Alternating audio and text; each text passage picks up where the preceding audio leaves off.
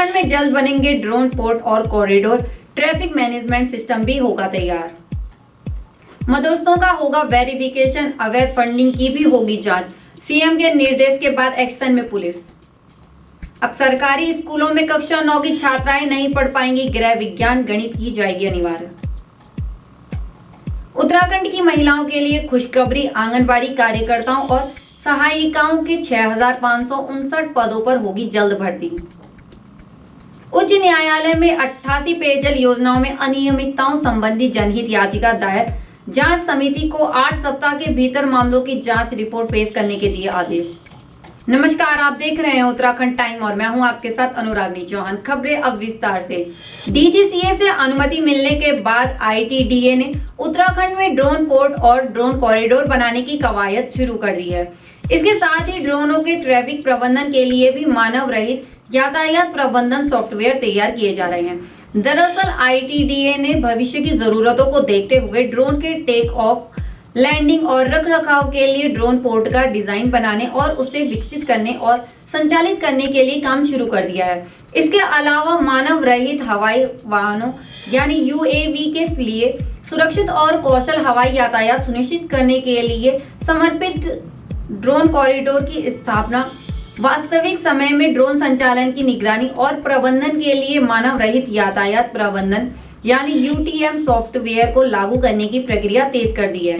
ITDA के निदेशक नीतिका खंडेलवाल ने बताया कि सरकार ड्रोन के बुनियादी ढांचे को बढ़ाने के लिए ही वाणिज्यिक और सरकारी अनुप्रयोगों में ड्रोन के सुरक्षित व अनुकूल उपयोग की दिशा में काम कर रही है। बताते चले कि उत्तराखंड में ड्रोन को बढ़ावा देने के लिए 6 कॉरिडोर बनाए जा रहे हैं। इसमें 3 गढ़वाल और 3 कुमाऊं में होंगे। ये सभी कॉरिडोर आपस में जुड़े होंगे। इसके लिए डीजीसीए से अनुमति मिल चुकी है। इसके लिए विशेषज्ञों की मदद से तैयार होने वाले कॉरिडोर से हवाई सेवाएं बंधित नहीं होंगी। समर्पित नेटवर्क तैयार होने के बाद गढ़वाल से कुमाऊं के बीच ड्रोन की आवाजाही भी संभव हो सकेगी। प्रदेश में अवैध रूप से चल रहे मदरसों की जांच के लिए पुलिस ने तैयारियां कर ली हैं। मुख्यमंत्री के निर्देशों के बाद अब पुलिस प्रदेश में मदरसों का वेरिफिकेशन करेगी। साथ ही मदरसों में अवैध फंडिंग को लेकर भी जांच की जाएगी। इसके लिए जिला स्तर पर डीएम की अध्यक्षता में समिति भी बनाई गई है। वेरिफिकेशन के साथ ही मदरसों में अवैध फंडिंग की जांच भी की जाएगी।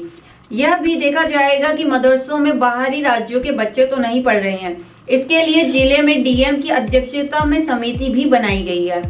इसमें सभी विभाग मिलकर मदरसों की जांच करेंगे। समिति में पुलिस से लेकर सभी विभागों को शामिल किया गया है। समिति सभी मदरसों की जांच कर 1 माह में रिपोर्ट तैयार कर सौंपेगी। राज्य पाठ्य सरकारी स्कूलों में कक्षा 9 की छात्राएं अब गृह विज्ञान नहीं पढ़ पाएंगी। जी हां, राष्ट्रीय शिक्षा नीति 2020 के तहत पाठ्यक्रम में गणित को अनिवार्य विषय के रूप में शामिल किया गया है। राज्य पाठ्यचर्या की रूपरेखा को लेकर शिक्षा निदेशालय में हुई बैठक में यह सिफारिश की गई। अब तक कक्षा 9 में पहुंचने पर गणित के स्थान पर गृह विज्ञान विषय लेने का विकल्प था, लेकिन अब एनईपी 2020 में गणित को हाई स्कूल में अनिवार्य विषय बनाया गया है। यही वजह है कि राज्य में एनसीएफ की तर्ज पर राज्य के पाठ्यक्रम की जो रूपरेखा तैयार की गई है उसमें कक्षा 9 से गणित को अनिवार्य करने की सिफारिश की गई है।